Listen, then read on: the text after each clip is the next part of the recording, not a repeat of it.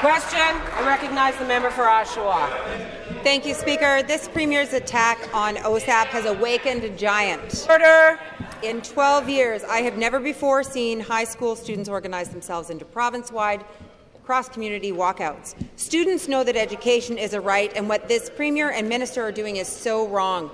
I listen to high school kids who have picked post-secondary programs for their future that now they don't think they can pursue.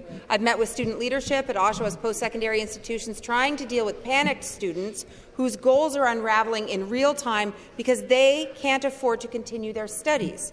I've heard from hundreds of parents and students through my OSAP Impact Survey and hosted a town hall where the people were overcome with emotion as they shared how impossible it is to build a future in Fords, Ontario.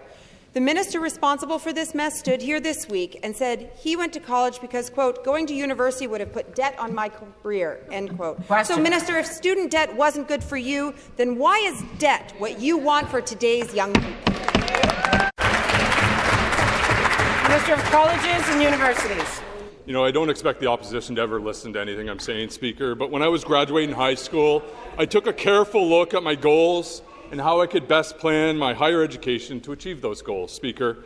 I knew I wanted to own a small business, as I mentioned earlier this week, in my community. So I weighed my options. I got into all the universities I wanted. I got into the colleges I wanted, but I understood if I wanted to be a small business owner, college was the best path for me. So I made the sacrifice and stayed at home with my parents because I understood that was more financially sustainable for me to be able to open a small business, Speaker.